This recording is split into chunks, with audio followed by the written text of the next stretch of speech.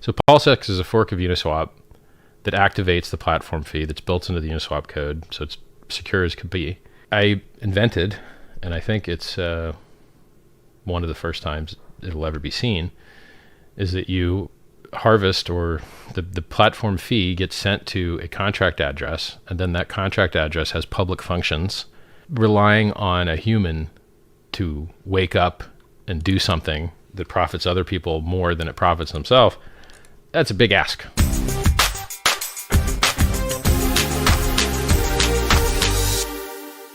Let's talk about PulseX. The most popular applications on the Ethereum network are NFTs, which I don't like, but I wish I did like, because everyone gets a copy of their NFTs over on PulseChain, right? So you overpaid for a serial number loosely related to a JPEG that may or may not still be hosted on the internet. Congrats. You now have that same serial number on a new chain with the same keys that access it and mostly the same code. Good for you. Congratulations. Now, what's the second most popular thing? Well, the second most popular, and by the way, these measurements aren't totally accurate. So when I say NFTs are the most popular, it just means they consume the most gas. I don't think they actually have the most users. I think a lot more people trade on decentralized exchanges than use NFTs. I just think the NFTs suck up a lot of gas. So Uniswap has the majority of on-chain exchange liquidity in the Ethereum ecosystem. So they've got 8.2 billion locked up. And then SushiSwap is number 2. And they've got 3.4 billion locked up. Something. When people do their jobs poorly in one area, you find out often that they do their jobs poorly in a lot of other areas. So what is Uniswap? Uniswap is a place. It's the most, probably one of the most popular apps, like number 1 or 2 on the Ethereum ecosystem. And I think it's very useful. You know, solving on-chain exchange, removing counterparty risk, being an oracle and not having to use some other oracle. It's awesome, right? It's all very, very good. And for a long time, they were totally open source. So Uniswap v1 had no admin keys, and it was totally open source. Then with v2, there was a light admin key, and that they could flip a switch that would take some of your a fee. I heard a rumor, by the way, that Hayden Adams cashed out a couple billion on Coinbase. Oh, okay, man. Uniswap v3 isn't open source.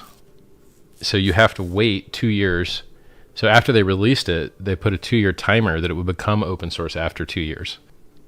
And so it's really neat that Uniswap v2 put that platform fee into the code with a switch that one day they could turn it on if they wanted to. Well, that's really awesome, because we're forking that and we're turning on the switch. Thanks. Don't have to do any work. So PulseX is a fork of Uniswap that activates the platform fee that's built into the Uniswap code, so it's secure as could be. But the issue is that it's only designed to send the platform fee to a single address. Then there's another feature where you can choose another address that's allowed to change the first address. I would say disable that. Why would you want admin keys? That's an admin key. You don't want admin keys. I would prefer to see, and this is the design intention, is that instead of taking the platform fee and sending it to an address, this creates huge problems in my opinion. So like PancakeSwap does this. They point their platform fee to an address, and then that address is controlled by people, and then those people are responsible for doing what the business logic they advertise says. So they say they're going to do a buy and burn.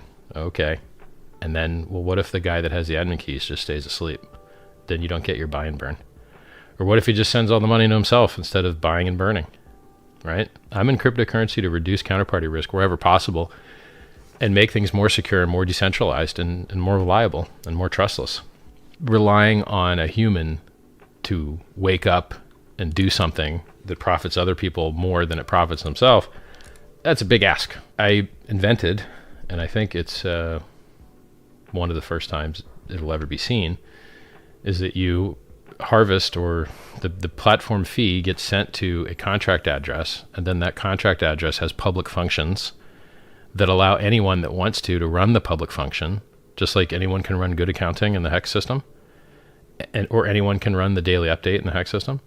Well, the same thing applies with this. Anyone will be able to run the buy and burn function, and they just choose which pairs they want to buy and burn for, and it will perform a buy action or a swap action on itself, the PulseX platform, and it will turn all of those various coins that it received as fees. So when you swap, you pay a fee. What do you pay the fee in? The coin that you have, not the coin that you want.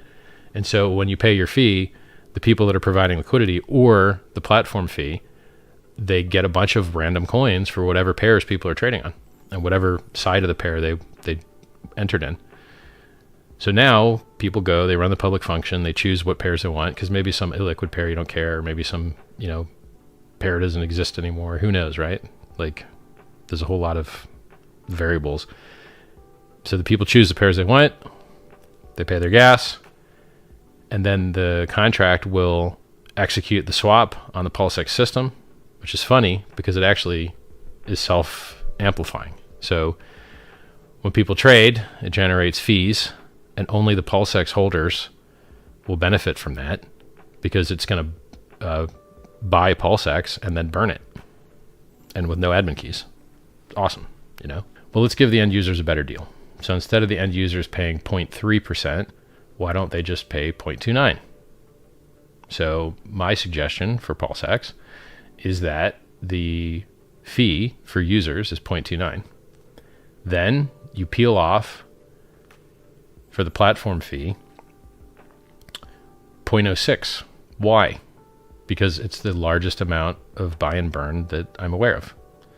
So, the only other platform that I know that has buy and burn, that has volume, is PancakeSwap, and their buy and burn is 0.05. All right, well, 0.06 is higher than 0.05, and 0.29 is lower than 0.30, which is the most common fee. So now you're giving the users a better deal. You're having a larger buyback and burn. And now what's another issue?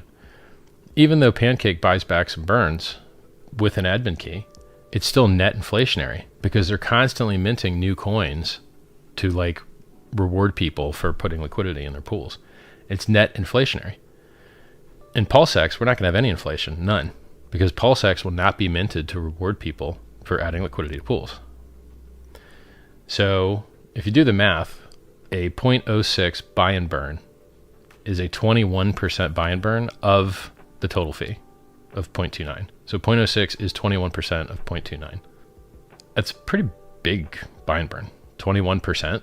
So basically, the sacrificers that have all the PulseX coins, they're going to get buyback and burns of 20.68% on all of the volume that goes through the system. I think that's a really big deal, and let me tell you why. These automated market maker systems kind of compete with each other. What do users care about? Getting the best deal. How do they get the best deal? Liquidity. The thickest order book is going to have the least slippage, is going to get them the best price in the end if they're trading any kind of volume. If it was like a tiny trade, maybe gas fee and the 0.3 thing would matter more. But in the end, the thing that matters the most for large users that generate the majority of the volume is liquidity. The automated market maker ratio bot is the first transaction at the fork, goes and harvests 99.9% of all of the liquidity out of Uniswap, out of Sushi, probably out of 0x, anywhere that it can find it pretty much. Now what happens? All of that liquidity will be added. So all those PRC20s are getting harvested, and then they're getting added as liquidity into PulseX. Originally, I thought that you would need to mint 6% of the PulseX supply in order to match the other side. But I think you might only have to mint the square root of 6%, which might be like 2.5 or something. So what you're going to have is a system where holders of PulseX receive price appreciation from buybacks and burns with no admin keys. from the most liquid automated market maker on the PulseChain network, because it went and emptied out all of the liquidity from all the PRC20s, which makes it the most liquid AMM, which means that people are going to get the least slippage, which means that most of the users are likely going to use that AMM. So even though Uniswap comes over in the fork, and even though Sushi comes over in the fork, it's very likely that people will choose to use PulseX instead of those because they got emptied of their liquidity. So I think having by far vastly, I mean, you're combining liquidity of all the largest market makers in Uniswap or in Ethereum into one market maker, and then you're having a lower fee. You're doing the largest buyback and burn. The second part, it's not minimum viable, but I think it will be nice. So what do I want to see happen? I want to see everyone bridge in their ERC20s and back the value of their PRC20s that they got for free. Because the LP guys, they're getting harvested. The liquidity providers, they're getting harvested. But everybody else, the vast majority, only maybe 6% of coins, rough guess, only about 6% of coins of total supply is sitting in Uniswap or similar. So the vast majority of ERC20s and PRC20s are going to be sitting outside of those. They're sitting in people's wallets. So you have the most liquidity on the system. You have no admin keys, which, by the way, I mean, Uniswap has admin key. They can turn on that fee whenever they want. With ours, it's just going to start in the end state with the fee already on, and then you don't have to ever worry about the state changing from an admin key because there won't be any admin keys. It's better. It's vastly better, in my opinion. You have this new token. This new token's inflationary. Why? Because it has to reward people that are always doing stuff, and so it always has to reward them. Now, you make the inflation decline over time, similar to how Bitcoin did. People like that. And it only goes to people that provide liquidity. Now, I think that this extra... So if you didn't have this, and you just had the minimum viable product, that would be fine. But what if the USDC company, Circle, actually issues native USDC on PulseChain, as they have done for other chains? Well, then now you wouldn't want to incentivize people to use the less efficient, abstracted USDC on Ethereum that requires bridges. That would be inefficient and silly. You would much rather incentivize the new USDC contract and the new USDC pair that was a direct to Circle pair. And, you know, what if they just upgrade their contract and you need to use a new address? What if one of the coins you're incentivizing has an exploit, et cetera, et cetera?